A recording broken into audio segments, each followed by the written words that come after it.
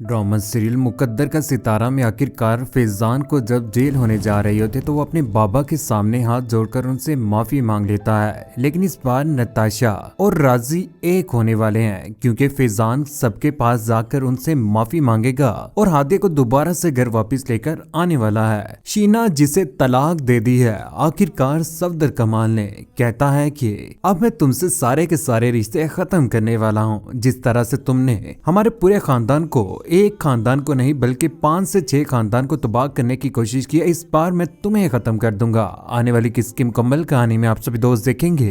राजी जिसने शुरू से लेकर आज तक एक ही बात सोची थी कि वो इस खानदान को बचाएगा, यहाँ तक कि हादिया के साथ खड़ा होगा, फिजा का साथ भी देगा। फिजा के ऊपर इतने बड़े इल्जामात लगे, आखिरकार वो उसमें कामयाब भी हो ही जाता है। फवाद की सारी हकीकत रहमान साहिब को बताने के बाद आखिरकार घर पहुंच जाता है। घर आकर वो हादिया की मां को बताता है, कहता है कि हम अपनी चाल में कामयाब हो चुके हैं, जो हमने सोचा था वो होने जा रहा है। फिजा के साथ जो कुछ भी हुआ, हादिया के साथ जो कुछ भी हुआ, और जिस तरह से फिजा कॉलेज में, यूनिवर्सिटी में बदनाम हुई, उसके बाद फवाद ने सारी की सारी बातें मुझे बता दी हैं। उसे पैसे देकर फिजा को बदनाम करने की चाल की गई थी, क्योंकि नताशा के साथ जब निसार की शादी नहीं होती तो उसके बाद उन्होंने सोच रखा था कि वो इस बार फिजा की भी शादी नहीं होने देंगे। ये बात सुनने के बाद सारे घर वाले बहुत ज्यादा हैरान रह जाते हैं और राजी के ऊपर फिजा बहुत ज्यादा खुश होती है। आंखों में आंसू आ जाते हैं कि इतनी मोहब्बत राजी उनके साथ करते हैं, बेलौस मोहब्बत। राजी कहता है कि मैंने रहमान साहिब को भी सब कुछ बता दिया है, मुझे पूरी उम्मीद है कि बहुत जल्द निसार आने वाला है। इंसान गलतफहमी का शिकार हो ही जाता है। मैं तो आप लोगों को यही कहूंगा कि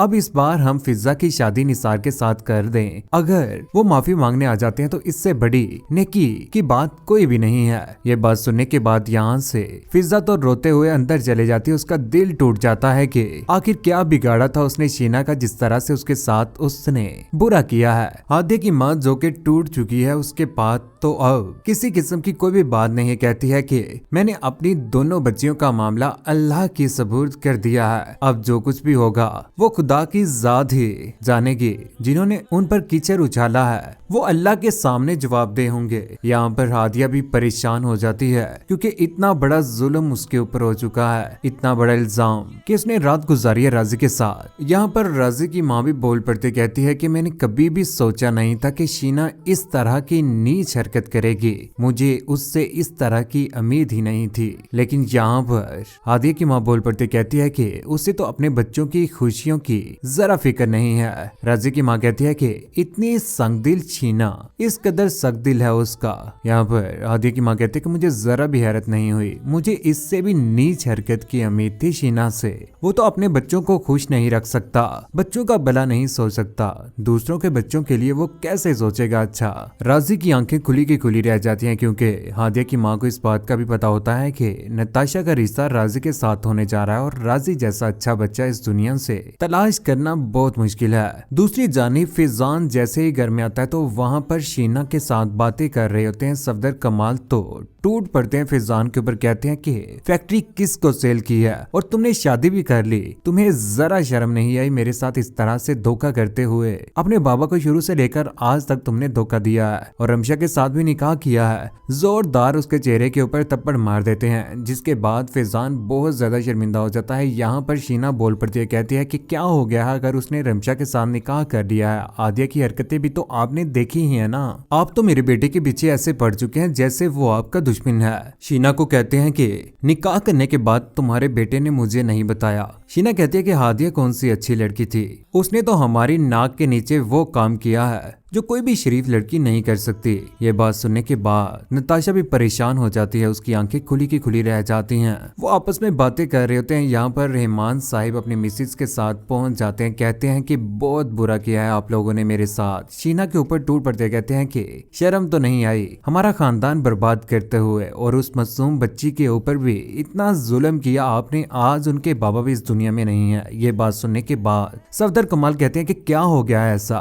कहते हैं कि अपनी बीवी से पूछिए, इनसे पूछिए कि फवाद को लाखों रुपए देकर मेरी होने वाली बहू फिजा को बदनाम करके इन्हें क्या मिल गया है, किस किस्म का इनाम मिल गया है इन्हें। सफदर कमाल कहते हैं कि वाट क्या कह रहे हैं आप। उधर फिजान भी अपनी माँ की तरफ देखना शुरू कर देता है। यहाँ पर शीना हक्की बक्की रह जाती है कि कैसे सच आ गया सबके सामने, उसने तो कभी सोचा भी नहीं था।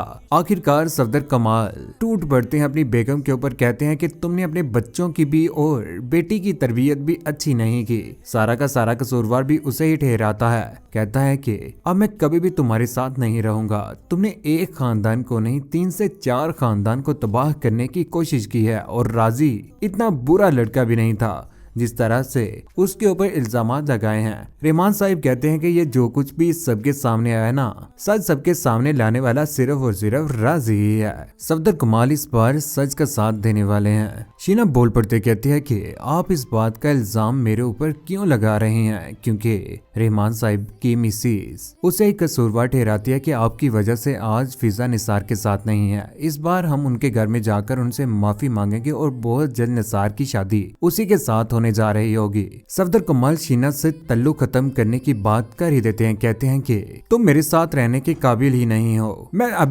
अपना अभी के अभी सारा का सारा तल्लुक तुमसे खत्म करता हूँ। ये बात सुनने के बाद यहाँ पर रहमान साहिब की आंखें खुली की खुली रह जाएंगी कि ऐसा क्यों कर रहे हैं सफदर कमाल, उन्हें ऐसा नहीं करना चाहिए, इंसान से गलती हो ही जाती है। उधर अपने बेटे के ऊपर भी टूट पड़ते हैं सफदर कमाल। कहते हैं कि फैक्ट्री के बारे में इस बार हम पुलिस स्टेशन जाएंगे और वहां पर जाकर तुम सारी की सारी बातें सच बोलोगे, जो कुछ भी हुआ था। अपनी सफाई देना शुरू कर देता है, हाथ जोड़ता और कहता है कि उन्होंने मुझे लगता है मुझे नशा दिया था, जिसके बाद मुझे नींद आ गई और मुझे किसी किस्म का कोई भी होश नहीं रहा। उधर पुलिस स्टेशन भी पहुंच ही चुके हैं। सफदर कमाल जाकर कहते हैं कि मेरे बेटे ने मिलकर फैक्ट्री हथियाने की कोशिश की है। यहाँ पर पुलिस वाला जो इन्वेस्टिगेशन पूरी की पूरी कर रहा होता है और अगले ही रोज दोबारा से वहां पर पहुंच जाते हैं सफदर कमाल और फैजान भी।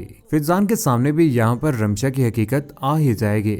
उधर जैसे ही वो बैठे होते हैं तो सालिक के बारे में बातें शुरू हो जाती हैं। कहते हैं कि सालिक तो बहुत बड़ा फ्रॉडिया है, उससे पहले भी FIR हो चुकी हैं। पुलिस उसे तलाश करने की कोशिश कर रही है और इस बार वो मुल्क से बाहर जाने की भरपूर कोशिश कर रहा है। और उसके साथ इस मामले में एक और भी लड़का इन्वॉल्व था, जिसका नाम क्या नाम है, जुहेब। हाँ, जुहेब है नाम उसका।